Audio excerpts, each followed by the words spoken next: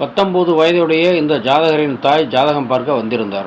அந்த ஜாதகருடைய பலாபலன்களை சொல்லி முடித்த பின், பிரச்சனைகளுக்குரிய தீர்வுக்கான காலத்தையும் சொல்லிய பின், ஜாதகரின் தாயாரும் அவர் கூட வந்த பெண்மணியும் பேசிக்கொண்டனர்.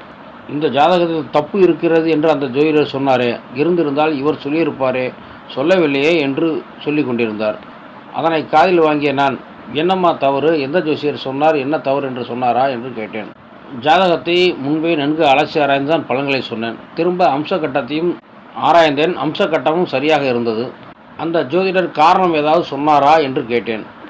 அந்த பெண்மணி சொன்னார், அப்பாவை பற்றியும் சித்தப்பாவை பற்றியும் இந்த ஜாதகத்தில் எழுதவில்லையே, அந்த ஜோதிடர் தவறாக விட்டுவிட்டார் என்று சொன்னார்.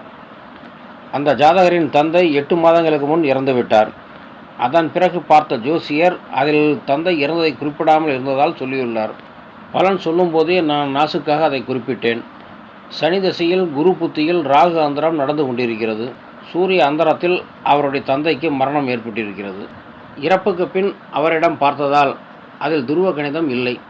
ஆனாலும் ஏகப்பட்ட துருவ கணித கணிப்புகள் இருந்தன. நாம் ஒருபோதும் அதனை சீண்டுவதில்லை, சொல்வதும் இல்லை. சங்கேத பாஷையில் எழுதுவதே துருவ கணிதமாகும்.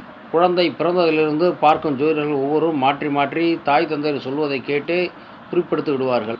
அது துருவ கணிதம், சௌமிய கணிதம், பச்சை பார்க்கறது என்று பல மொழிகள் அழைக்கப்படுகிறது. அதில் 5-6 சங்கேத மொழிகள் உள்ளன, அதாவது கோட்வேர்ட். அது இல்லையே என்று வெளிப்படையாக சொன்ன அந்த ஜோதிடரின் அப்பாவித்தனத்தை ரசிக்கத்தான் முடிந்தது.